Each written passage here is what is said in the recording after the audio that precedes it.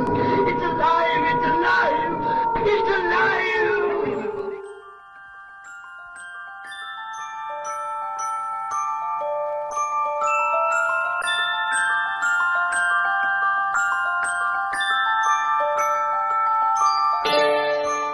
Are we talking as an anime? Are you ready? What? Here we go. Suspiria? Suspiria, 1977, directed by the Italian director Dario Argento. Mm-hmm. Great film. What do you think of it?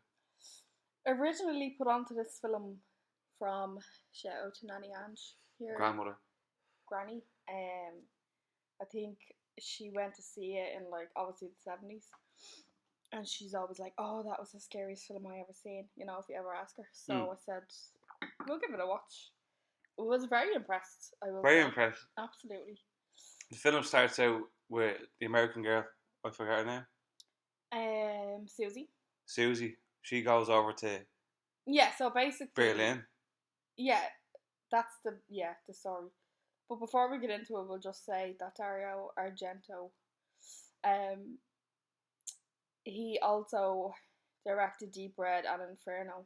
They're two other good horror Are films. they the ones that are like considered a trilogy? Basically, yeah, not strictly a trilogy, but from his perspective, in his mind when he was directing the three movies. So it's Inferno, I think it's The Mother, or is it The Mother? Or I can't remember the last name. And then obviously, but Suspiria was the first one. I've never seen them. Suspiria was the first one. And then after that, he, you know, because those three movies are all kind of like... They're similar to each other in a way. It's all kind of based on the occult and there's a female protagonist and, you know, so anyways. But it's actually loosely based on the true story. So the co-writer, Daria Butchered. Nicolodis. So her grandmother attended a boarding school. I don't know what year, they didn't say. Probably the second 40s or something. Yeah. But basically there was black magic going on there. And while her and Dario Argento were That really happened.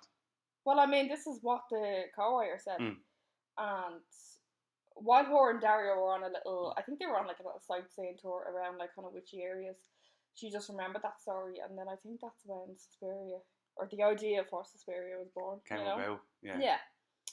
So, I think the word means to whisper. So that would make a lot of sense, wouldn't it? Because the song... Is it a Latin word? No. It is a Latin word. You thought it meant suspicious. It absolutely doesn't. No. It means to whisper in Latin. I don't know if it means different things in different languages.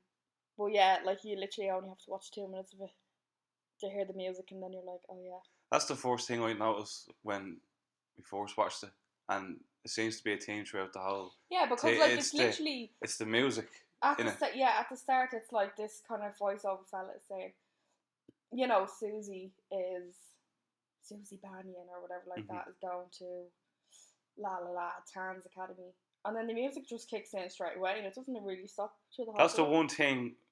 The number one thing I remember from this film is the mad music in it. Yeah, I've never forgotten like it, to be honest. No, throughout the whole film, it's like the director made the music important. Do you know what I mean? Like, well, yeah, because if you didn't have the music in it, it'd probably just be a cheesy. That's probably that Italian style directing. Like you can feel the different sort of direction to it, like, and you had all different like actors and all, didn't you? Like they were speaking their own native languages and in the film. Yeah, so basically, I think they were speaking a mixture of German and Italian, and then obviously there was one or two English speakers. Yeah. So they all spoke their own native languages, and then it was dubbed over. Yeah. But that's actually, because when I was watching it, it looked like it was dubbed over, but then when you're looking at their mouth, it looks like they're speaking English. Yeah. So it wasn't really noticeable, you know, like it is in some films. You know, like proper dubbed films, like the Japanese. Yeah. So yeah. I didn't cop that until you said that, but like I didn't just cop said it straight away, and then because I was kind of thinking, because I know that the film was lost for a couple of years. Basically, it was damaged. I don't know how it was damaged, but the actual film, like, you know, the damaged or whatever it is. Yeah, the material, actual material. Yeah. And then it was remastered in 2016, so I think that's when we were able to watch it again. That's mad. Isn't that just creepy on itself? I think. But there's also a remake of it from 2018. 2018, yeah. Which he wasn't happy I ha- about, Dario Argento, did you know? No. He wasn't happy. I think he made a comment somewhere and he was kind of like, you know, why call it? Because basically, if you see in the 2018 remake, I haven't seen it my fully. personal opinion, it's not as good as this one. And it's not an exact set. It's not like an exact remake. Like if you look at the Halloweens kind of, or even Friday 13th, if they're making a remake, it follows the same storyline.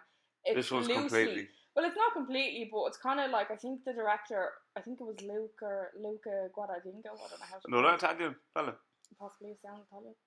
I think it was his interpretation of what the film was. So what, you know, but anyways, Dario said that why call it a remake? Why even call it Suspiria when it's not really? Yeah. And then he kind of said you'll never replicate the tone of the film, which is true. Like that's the one thing I will say, that the film has a different tone that you'll never see in any other film. Yeah, absolutely. Like it stands out on its own. The colours that are like the director used in the films throughout. There's so many different things. The way it's shot, like there's so many different things. But also, I found it funny that he actually wanted 12-year-olds to play. 12-year-olds, yeah. So he did. He originally wanted 12-year-olds to play the characters, and I just think because it was the 70s, and obviously the characters are killed and stuff in the film, it was totally frowned upon. So they changed the age limit to like 20s. But you can also tell that it was written for younger. Yeah, they go very like there is scenes where they're a bit the dialogue is very childish. Like, so I do get it.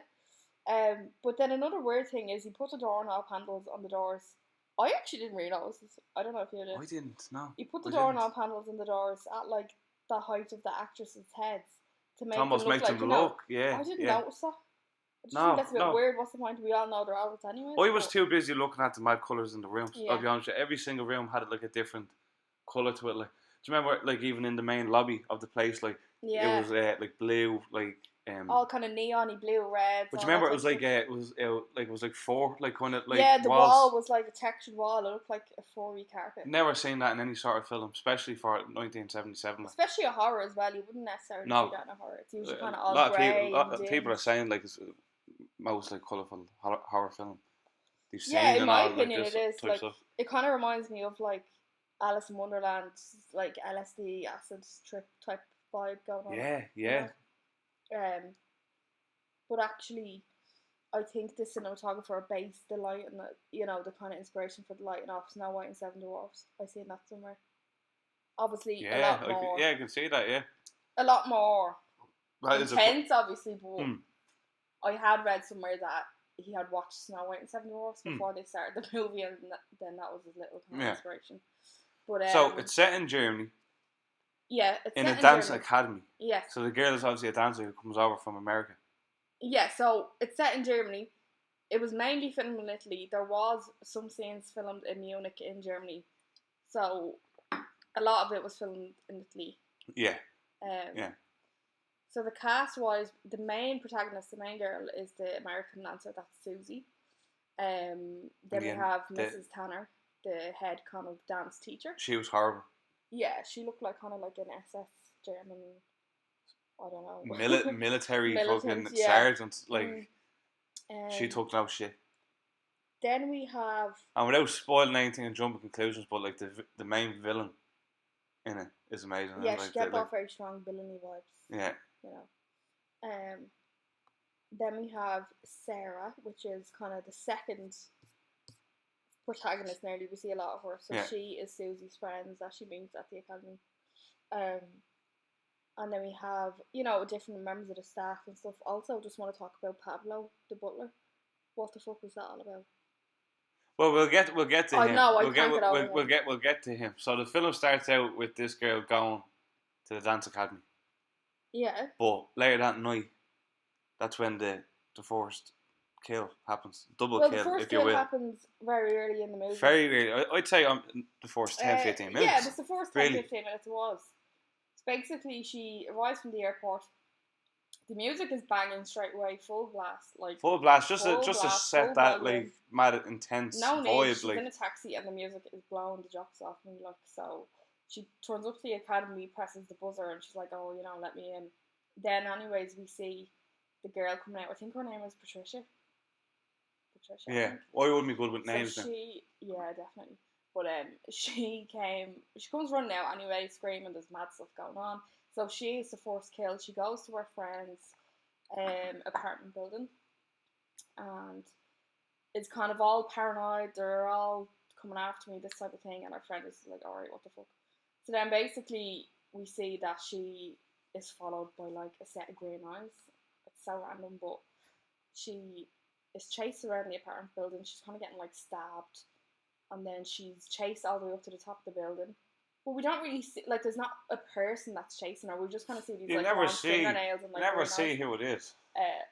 Which is good because then at least it's not some like man. Because you have to remember, around. this is in the first 10 minutes of Yeah, the obviously, film. Like yeah, it sets up. No, that's what I'm saying. It's good. Like, you know, it's not a big obvious like, oh, this man is running around killing people. That's like the whole intro of the film when you think about it, like that's how the film sets up. Like it's. Yeah. It's unbelievable. Like what a film! Like. So, anyways, she dies by getting hanged, shall we say, from the very top of the apartment building, and her friend is also killed during the act because she's running around trying to, you know, get help, saying, "Oh, my friend's getting killed."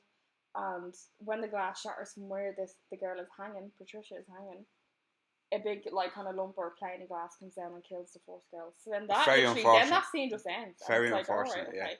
So it does set the tone. And that's when it cuts to your one. Yeah. That's when it cuts to your one coming. No, so it cuts right back to her. So she goes back to the academy the next day. Yeah. And she's getting in, la da la. And we're automatically like, right, Mrs. Tanner is a psychopath. That's what I thought, anyways. Like, we're introduced to all the different characters, the different girls in the academy, and some of them are nice, some of them yeah aren't a bit bitchy, I'd say. Like her. Yeah. Most importantly, Sarah. We're introduced to Sarah. I feel like she's an important character as well because she's kind of the link between what happened to Patricia and then Susie. Yeah. So Patricia was her friend, and she didn't understand why she left randomly, you know, and was talking about all this mad stuff, and she'd like left notes for her. Obviously, it's more clear at the end of the film. But then we get the news that Patricia is dead. She's been murdered, they said. So, that kind of sets the tone then as well. Then basically, the next, it kind of just goes into like, you know, we see them dancing, and it kind of calms down for a few. Would you agree? It does, for yeah. about 20 minutes, I think, and you're like, oh, you know, okay. It gets more settled and more relaxed. Yeah. But then you can obviously see things throughout the. Yeah, like there's always that creepy atmosphere, but like the set, like, you know, it's definitely very German expressionism, but a little bit of a twist on eerie, and yeah, it's almost like post German expressionism, like very colourful and all this type of stuff. Yeah, it's like a twist on German expressionism because it's so. like the kind of abstract shapes and, you know, really exaggerated things. But German expressionism, I think, is generally quite dark colour wise, but obviously this is so colourful. It's nearly like, you know. Oh, for a horror film, very colourful. So, but that tone is like throughout everywhere you go, every room, every set. That like it's consistent all the way throughout. And even on the building on the outside, like it's just pure red, which is mad. Like maybe that was the thing in the 70s, but. So then, it doesn't take long for things to start happening in the dance academy. No, so then I think the first kind of creepy thing that happens to Susie is maggots randomly start falling from the ceiling. I didn't really get the point of that scene because. I do. I think that's the start of. Yeah. What we're gonna learn. Okay. Without saying too much right now, Okay. And then the kind of thing that really kicks off the like gory stuff again is basically there is a blind piano man. Random. He plays the piano so when the girls are dancing, so he's a piano player and so he's blind and he has a guard dog, and I felt really, really sorry for him because I think just the fact that he was blind as well. But yeah, I think we're meant to feel very sympathetic this fella, like. So basically he brushes up Mrs. Tanner the wrong way, the psycho crazy SS person, and she kind of says, you know, get out. She kicks him out, whatever, like that. It's not obvious at the time, but it's obvious towards the end. She obviously placed some type of curse on him, because then we see him walking home with his guide dog at night time. And can I just say, like, the build up to that scene? It was more that, like, there's nobody there. He's walking in a kind of empty area. You see, like, it's a blind man. He can't see anything. So it's only what he kind of hears. Yeah. it was the music once again kicks in really, really loud, the whispery kind of thing, and his guide dog, which was always kind of, guide dogs are generally quite good, like Safe, like, mannered, yeah, you know what I mean? yeah. Like they're trained So for there's it. obviously something that So turned this dog. he's kind of barking, and the dog is barking, and then obviously the man is like, "What's going on?" And all of a sudden, the dog just like Attacks him and kills kills him, like them stone bites. dead. Yeah, Like it was right in the middle of a row. Like. That broke my heart because I was like, That was a tough L scene to watch. Like. That's why I will say the kills in this film are fairly brutal. oh, but 1977, and this is a bit of a gore fest. Yeah, it's good. You wouldn't really name many films like that'd be like this for the time, like. Maybe. But again, like that scene was great. But like your man being blind, there's many different characters. Like what was the butler's name? Pavlo's like straight Frankenstein looking fucker. Like, what do you think? Like, I was kind of thinking like what? Like how would you inbred, say it? like hills No, have eyes. more like a disformed type of. That sounds really, really bad. We won't No. expand on that. But anyways, yeah. So then after Sarah, who's Susie's friend, is getting more and more paranoid as the days goes on. She has these letters from Patricia, who died at the start of the movie. That's kind of, she was writing down like creepy things. Like she was convinced that there was something going on in the academy, that the staff were like doing weird things. They were saying that they'd go home at 9 o'clock and was their curfew and the girls go to bed. But then it was all, you'd hear all kind of like footsteps and stuff like that. Yeah. And then, so she's getting more and more paranoid. And basically, I think they're onto her. Then they got onto her or whatever. And the scene where she's killed was very long and dragged out, but not in a bad way, like in a good way. It was the build up to it was quite good. And so she's kind of like getting chased around the academy, but again, there's nothing that's visibly chasing her, you know what I mean? It's like the whispering and things like that, and you just get this sense that somebody's chasing her. And she basically ends up dying. She falls from a height in the academy and lands on like this big pit of, it looks like barbed wire. Very painful. I think it was barbed wire. Barbed wire. Yeah, I think it was barbed wire. It looks like razors, I don't know. But that was a good gory kill as well, I will say. It wasn't, like when you think of Halloween around this era, and it's all very like, slow motion stab, this type of thing. Yeah. No, this was. It was very ambitious, and I did like. Yeah, that's I think that's that Italian style back then. Like I'm not sure, it was definitely. You watch other films from that time, like we're talking about like The Exorcist and like Halloween, as you said. Like this is on another level. Yeah, absolutely. Now, like I have to go back to Suspiria. Like we've never seen this film until a couple of weeks ago. So from what my understanding is, this is like a horror must, and like I understand why. Like the film is excellent. Like, yeah, have to admit. But as I said, like if we were ever having a conversation and everyone's like, "Oh, what's the scariest film you ever seen?" Like my granny and granddad would always say Suspiria, and like not that I wouldn't like trust them for movie opinions. But you wouldn't. But I wouldn't necessarily think that they'd bring out a banger like this. But I will give my granddad credit. Like he did show me. Yeah. Like Rumpelstiltskin, the original one. You know what I mean? So if you haven't seen this film, I couldn't recommend it enough. Absolutely. Great film. Without spoiling too much of the plot. Well, we are going to have to kind of spoil the plot to... Oh, yeah. So... Yeah, I know, we are going to give details, but like... Anyways, back to it, because I don't know, you're rambling there. So Sarah is dead. She falls into that big barbed wire pit. Then Susie is finally copping on. I think she was kind of getting like some type of medication. Remember, she was getting wine with her dinner and stuff like that, and then she'd like fall into a really deep sleep. Yeah. So obviously that's why she wasn't catching on. They were obviously doing it on purpose. But then she's kind of going to this like, I think it's a therapist she was going to, that Patricia, the first girl that was killed, was seeing, and he's talking about witchcraft and stuff like that. So then that's kind of the first mention, I think, of witches and stuff like that. It is, yeah. And it's like slowly you see the kind of wheels ticking in Susie's head. She's like, So then she kind of follows what Susie was doing. So like that, she's counting the footsteps at night time, and just it all kind of ends kind of in the one night. So she goes into the head. I think it's not a principal, it's not a scale, but like, you know what I mean, the head. I would like the first thing that pops into my head is like like a coach, like a student coach, but obviously she'd be like the master, like the headmaster. Yeah. So she goes into her office anyways, and she kind of like remembers Patricia and Sarah saying about like a flower on the wall, turn the flower. So I thought that was a bit random because I wasn't catching on to that at all. And then basically she turns the flower on the wall and a little hidden door opens. She goes through that anyways, and it's down like a corridor. Once again, music is banging in this part. Set pieces, like colours. Like it's not, yeah. Well, it's more the music, I think, personally. The music throughout the film, it carries it. I know what you mean. I could say it time and time again, you know.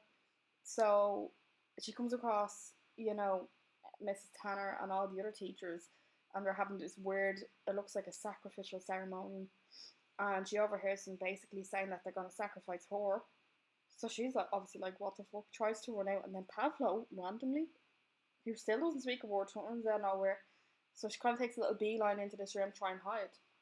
And what she doesn't know, that inside that room is Mother Marcos, should we say. So we had heard about her. There was a little name drop about her when she was talking to the therapist earlier on, when he kind of mentioned the witches.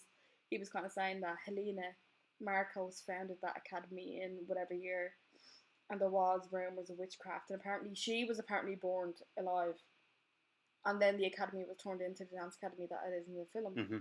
But obviously she's not burnt alive. She looks like she was burnt alive, to be honest. Like a like, zombie almost. Yeah. Like. So that's when we kind of realised. It's totally obvious then. Like, yeah, you're getting a cult. Like, it's no, yeah. So they're all witches, and Mother Marcos is the head witch, and she is lying like a decrepit corpse in the bed. Obviously, she's like controlling everything, but. And can I just say the makeup effects? Very Evil Dead vibes. I thought that myself, and it almost like, for some reason, it's almost like The Conjuring almost took. I don't know why. Yeah. I just see The Conjuring as you said, the Evil Dead, like the mad, like dark skin and all this type of stuff. But like, wasn't really that actor good. Like? Actually, yeah. So something. Basically, that actor was never even actress. Yeah. Was never actually name dropped, so we don't even know what her name is. Basically, that's to the mysterious. It wasn't. She was a 90-year-old prostitute that Dario Argento found on the streets of Italy, and maybe. No, that was it. That's why we don't know her name. She was 90 years old. That's why I was like, she looks decrepit. Like, how is she the head witch?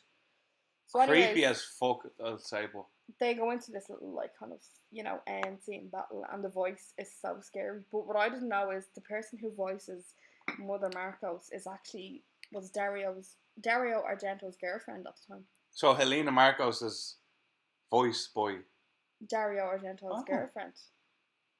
Obviously, it was like, you know, do you want to be part? How? Like, his girlfriend must have been 90 herself, because the voice is scary, you know? But yeah, I thought it was a bit like...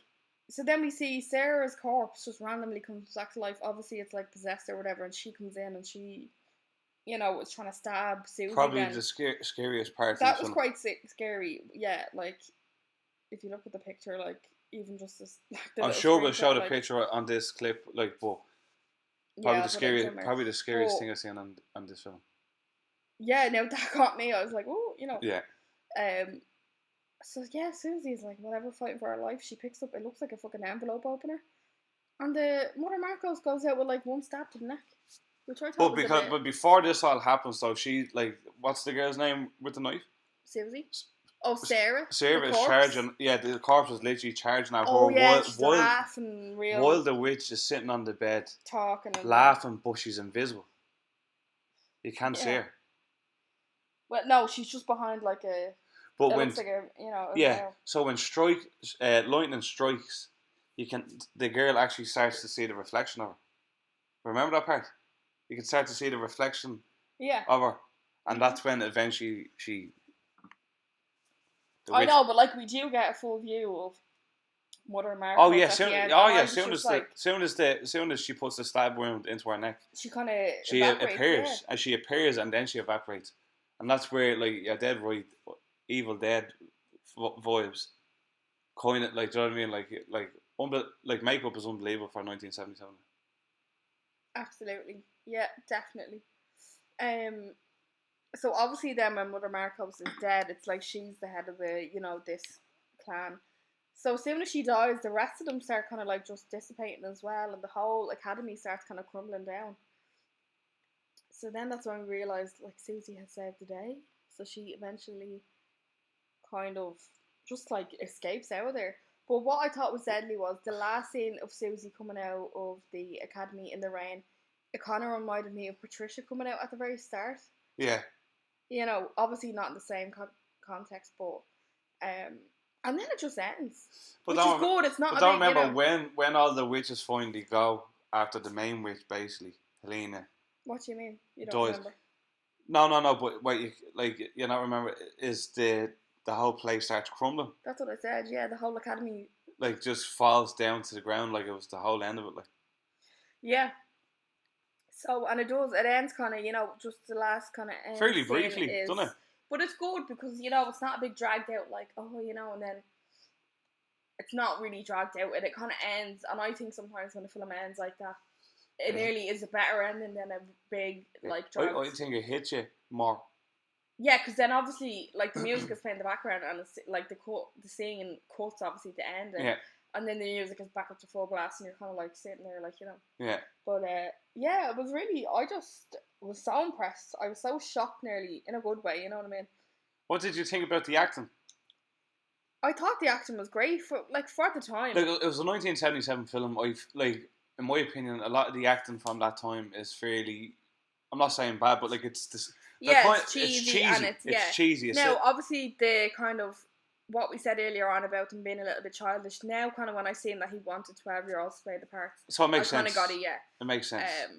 Because some of the dialogue between the academy dance girls throughout the film, like you can tell it's a little bit cheesy, kiddyish in a way. Like, and then the dubbing thing, I didn't really cop until about half an hour in maybe, because if you look really closely when they're talking, it does look like they're speaking English. Yeah. And the voiceover is like a second late, but it's so good because they're actually all speaking. They're speaking different. It was that languages. good. I barely noticed it. I don't even think you noticed it at all until you said it. Yeah. Yeah.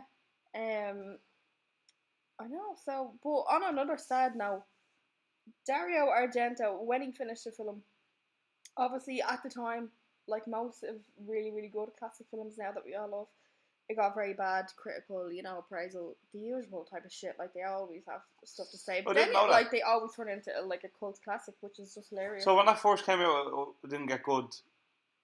Yeah, initially. Initially, yeah. And then obviously when the film was damaged, I don't know how it got damaged. I actually want to find out.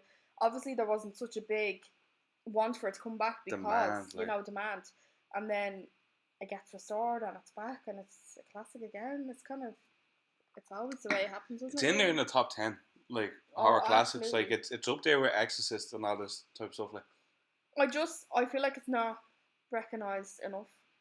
No. So, but one thing I will say about it, it feeds into this whole stereotypical thing about witches. That personally for me, it annoys me. But I do get it because it is a horror film and you're not going to make a film about witches and they're all kind of good and you know what I mean. I do get it, but it's very stereotypical, the whole occult type especially back then when it's 1977, when you hear witch, you think, I don't necessarily you think of good witch, like white witch. Yeah, I know what you mean. You know. No, I like to add that in there. You know yourself. Oh yeah, from a fellow. A Wiccan yourself, like do you know what I mean? Like I just feel. I mean, obviously, nobody else would be like, oh, why are they giving witches a bad name, blah blah. But I just mean it feeds into the stereotype. It does. That's my just little note. You know. Evil witches sacrificing and all this type of stuff. It's not always the case. Absolutely not. It's not always the case. Absolutely not. But yeah, so as I said earlier on, he didn't like the fact that there was a remake and the comment he made about it. But he was also suicidal when the movie was finished. I wonder and why. I don't know why, because I can't find anything to. How old was he when we filmed? Like, So he was born in 1940, and that was released in 1977. So I think he was probably around 37 at the time. yeah. Around 37. So I don't know. Like, I know he was married and then went on to have, I think he had one daughter. Maybe he had more. I don't know. Yeah. Obviously he didn't commit suicide, which is great, but I just want to know why. Like, Interesting I fact. don't know if it's something to do with it. I don't know. Maybe it's not. Maybe it's totally unrelated. But it was just something that I kept seeing when I was, having a little look into the background of the movie. But yeah, it's just another fact about this film that I knew, it was actually one of the last films to be processed in the Technicolor. The Technicolor, yeah. So, and I think that was on purpose because, like that, they wanted to nearly, replicate the whole lighting and theme of it from. You're looking at like Snow White and Seven Dwarfs, and I also think Alice in Wonderland. That type of looks like an acid trip, nearly that lighting. Yeah, so they did put it in they did process it with Technicolor to get that type of lighting. Oh yeah. And it's nearly like, the reds and the walls and stuff. They're nearly like luminous, Yeah. But like you said with like Alice in Wonderland, Wizard of Oz as well. Like I don't know why it's weird. It's a weird comparison. Yeah, I would. Yeah. I don't know why. It's not like the effects in that. Like Wizard of Oz is a colourful movie for that time as well. But I mean, like lighting is a whole effect in this movie. It's a whole atmosphere. It's not as much in the Wizard of Oz. Do you remember when all the girls were sleeping out in like a big room, like a big thing. And then it was the background was all lit up. Remember, like it was all like, red. It was all red. Like they were almost like protected with like a material. Yeah, it's like wall, if you will. Like, do you know what I mean? But it was backlit with red. Yeah. It's just stuff like that just reminds me of the more colourful films that were out. That was totally said, like Alice in Wonderland. I think that was definitely the whole vibe of it, really. I wouldn't be surprised to be, yeah. Bravo, like the Italian directors knew what they were doing back then. So I have no bad points for the movie, like at all. No. The length of it was good. It didn't drag on. The remake for me, it dragged on. What was your opinion on the remake? We may as well talk about it now. Well, we won't go into full detail, but I just think we can save that. We can save that for another video. Maybe, yeah, but I didn't see it, so I'd like to see what you thought of it compared to the classic. Okay, so I think because I have such good respect for all these, like I really enjoyed the older type movies. Where I know, for example, if I show like my mom and dad, if I showed them this movie, the 77 one, and then showed them the remake, they'd probably prefer the remake because maybe they like, newer ones. It is a little bit scarier. The kill scenes in it are a lot more graphic, In the remake? Yeah. Special effects though, you know what I mean? But I just think like in the remake, it's backstory after backstory, and it's like goes on for a considerable amount of time, and you nearly lose interest. Where this film, you barely get breaks from the music. So the music is just a massive thing. And you barely get breaks from the music, which is great. Obviously, the soundtrack to this one is not in the remake because Dario Argento worked with the band Goblin. I think it was like an Italian rock band who produced this soundtrack specifically for this movie. So I don't know, maybe they weren't allowed to use it again, but it's totally lacking that for me. Like there's, because it is even the acting. Oh my god, what's her name? She's in 50 Shades of Grey. She plays Susie in the remake. Right, I think I know what you're talking about. Yeah. For me, I think that girl is just ruined from 50 Shades of Grey for me. I know that's bad, but yeah. She's a weak character on that. So I don't know. I think I could talk a lot more about the remake, but I won't because I 100% prefer the original. Yeah. And I don't even want to call it remake. It's like a spin-off, nearly a different story altogether. It's using the same story, premise, really. It's a totally different perspective. It's told totally different. It's the exact same story, but it's told totally different, and it's a lot more. So even in this one, just for example, okay, so it's a ballet school. It's the Tanz Academy, and they're ballet dancers. In the remake, I don't even know what that type of dancing is called. I think it's like contemporary dancing. Is that what it's called? I don't know. No idea. I wouldn't be there. It just looks like they're throwing their body around and making all these weird noises, and it's not ballet. So I think, I don't know. I'm not dissing the remake because it is a good film, but it's not hitting. But the one thing I noticed about the classic as well, like I'd say 90% of that film, 90% of that film, like is recorded inside the dance academy. Yeah, where there's a lot of external. Like, didn't the 77 film literally take about 4 months to record? It literally only took 4 months to shoot. Yeah, so like I like that. I like real, to the point movies. Don't get me wrong. There is some films like where you're like, for fuck's sake, like we need a bit of a backstory here. Just but there was no backstory needed for these characters. I didn't want one. Like No, I was on a little trip from start to finish. I know. I felt like I was on what I can only imagine acid would feel like with the light, the music. That's another thing that they said, though, isn't it? Like, well, yeah. If you look it up and you're like, if you look at other people reviewing it, it's like, oh, they must have been on some amount of LSD or whatever. All right, they probably. I don't know if they were. It was the 70s, maybe they were. But I think that was the style of horror.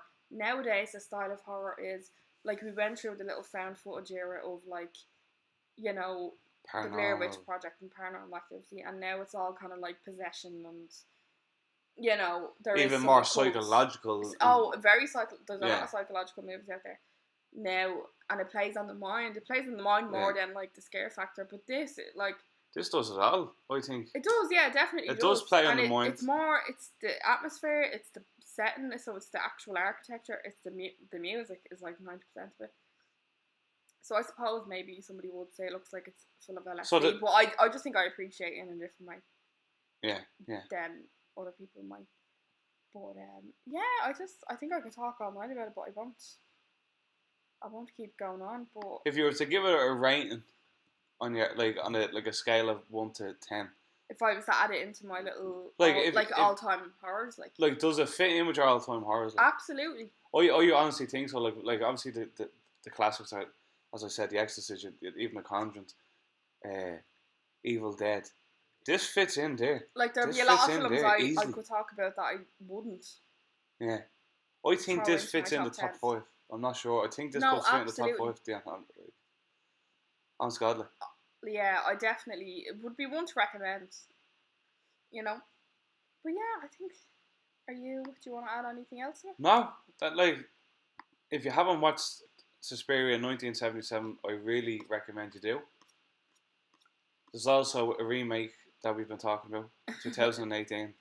I feel like I gave it a bit of a bad credit there, but I'd almost say watch the remake first and then watch the 1977. No, I disagree with that. And then see what a real film's like. I disagree with that. It's like that saying, read a book before the film. Yeah, true.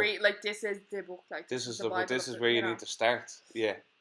That's just my opinion. I agree with that. I don't know if you agree because with that. as you said, the remake is full of backstories and all this. There's a lot of different things and it is, as I said, it's the exact same story in a sense. It doesn't go off the story, but it's directed, it's shot, that it's totally different in a way. Yeah. There's none of the lighting, the music isn't there. It relies heavily on dialogue, relies heavily on backstories of probably. But when there's no need to. Unimportant people. Like, just for example, the therapist who, was only kind of briefly in this one, and he was kind of saying, Helena Marcos, and she was accused of witchcraft, la la la, so. But then in the remake, it's like you see him and he's in his house and his wife, and they're like, like, I don't know if they put filler. It felt like filler to me. A lot of filler, yeah. Where it felt like there wasn't one bit of filler in that film. No. When if somebody was to criticize it, I feel like they could say, "Oh, it was too quick," or "It all happened too quick," or whatever like that. But I don't think so, because the momentum didn't stop. You knew you didn't get a break. No, it's one of those films you're on edge. As soon as she stepped foot in Dance Academy, balls to the wall. Even when the music wasn't, when it wasn't, So I'll ask this at the end of every episode: what would you rate it out of 10? My rating is going to be 9.1. Classic, instant classic. I don't like the points thing, 9.1. So we're just going to stick to 1, no points. Well, I just mean personally. I'm gonna go out and give it a 10 because there's a lot of reasons. And I'm just gonna give it a 10 because I don't know why. I just love it. I loved it from the very start. I respect that. Yeah, I respect that. You can have your 9.1, but for me it's 10. I respect that. I don't know if I'll be as generous now with other films we might talk about. No, we'll see. We'll get into them. We'll get into them. Yeah. So that's our review / discussion of Suspiria. So now we'll leave you with probably the creepiest music we ever heard.